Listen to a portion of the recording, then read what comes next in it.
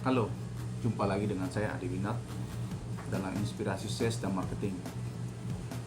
Banyaknya pesan singkat dan email yang masuk dalam mailbox saya membuat saya harus memilah beberapa hal yang dan melihat yang relevan dengan situasi saat ini. Untuk itu saya berterima kasih banyak untuk teman-teman yang sudah memberikan masukan, pertanyaan, beberapa hal yang berkaitan dengan situasi saat ini. Nah, untuk rekan-rekan yang belum sempat saya jawab, mohon maaf, tapi saya akan menjawab pada kesempatan yang lain yang lebih secara personal atau melalui video yang akan saya unggah. Tema kali ini saya akan membawakan sesuatu yang berkaitan dengan new normal dan new job dalam situasi new normal ini. Saya bagi dalam 2 sesi, yaitu sesi pertama yang berkaitan dengan fresh graduate atau yang baru tamat dari perguruan tinggi atau dari SMA yang tidak melanjutkan pada jenjang pendidikan perguruan tinggi.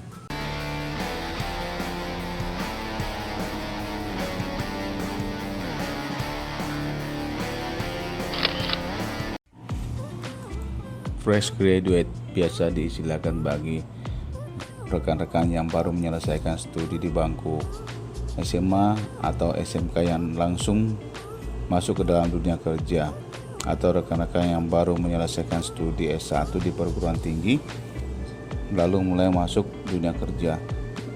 Nah, rekan-rekan yang biasanya baru mulai masuk dunia kerja mempunyai beberapa kendala pada saat mulai masuk dunia kerja, seperti misalnya skills atau keterampilan yang mana di bangku kuliah atau sekolah keterampilan seperti ini sangat minim atau kurang dibahas. Lalu pengetahuan mengenai dunia kerja itu sendiri yang mana hanya banyak dibahas secara teoritis.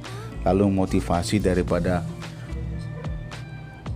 lingkungan dan tempat kerjanya, dan support daripada keluarga atau rekan-rekan tempat kerja, dan juga sebagai pendataan dalam dunia kerja, yaitu kepanikan, biasa disilahkan sebagai anxiety newcomers, menyebabkan hambatan ini dijumpai oleh para pekerja yang baru atau rekan-rekan yang baru masuk dunia kerja, sehingga merasa bahwa bursa tenaga kerja ini menjadi sangat kompetitif dan menjadi tantangan yang berat bagi mereka yang baru masuk kerja.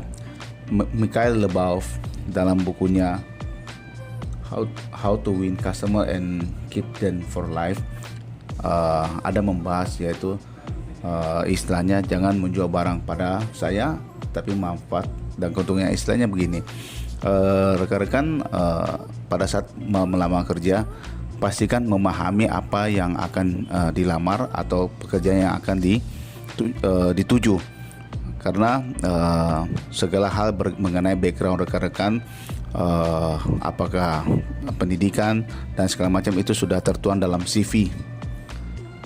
Nah, istilah fresh graduate itu sendiri berarti kita benar-benar baru mengenal dunia kerja. Nah, teman-teman harus membekali diri dengan network atau jaringan mengenai lingkungan kerja itu.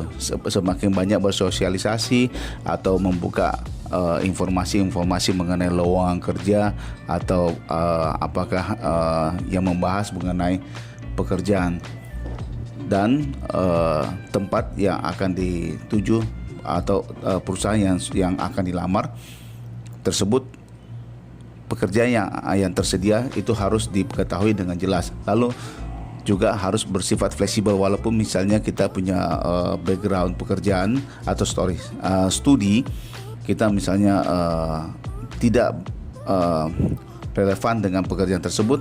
Dalam situasi seperti ini kita harus lebih bersifat fleksibel. Lalu kita juga harus artinya sembari kita belajar, kita juga harus menerapkan learning by doing, artinya bekerja sambil belajar. Jadi misalnya pun rekan-rekan masuk pada lingkungan kerja tersebut atau diterima bekerja pada perusahaan tersebut, kita walaupun sangat minim dengan informasi pekerjaan tersebut, kita harus mulai belajar atau adaptasi. Lalu kita juga harus istilahnya kita menerapkan sistem multisistem dan multifungsi, ya semuanya harus bisa kita terapkan.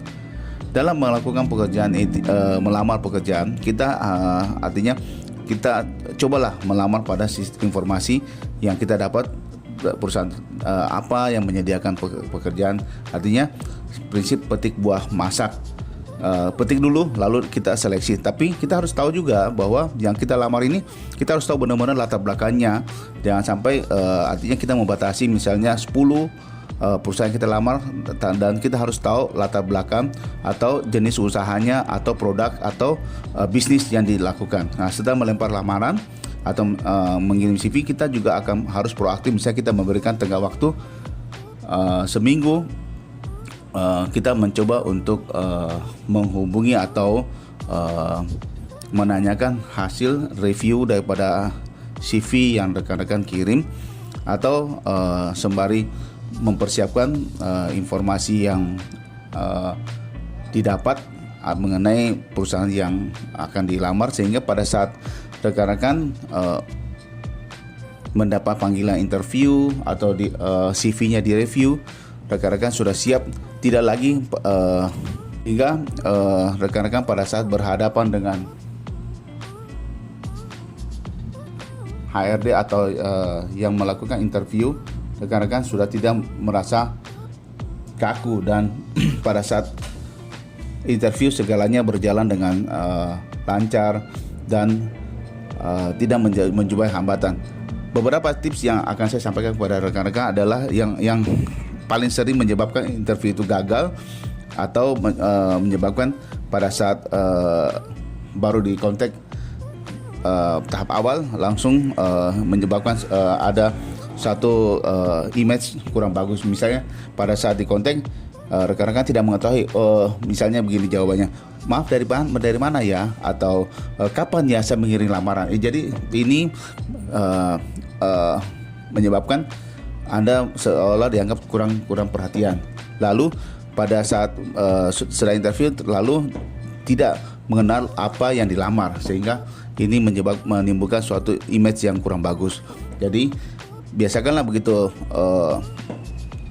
pada saat proses melamar atau interview, kita bisa menjelaskan dengan sangat baik. Saya kira itu yang bisa sebagai bahan masukan saya. Silakan di subscribe dan like serta share kepada teman-teman supaya semakin banyak teman-teman yang bisa menerima dan menjadi motivasi.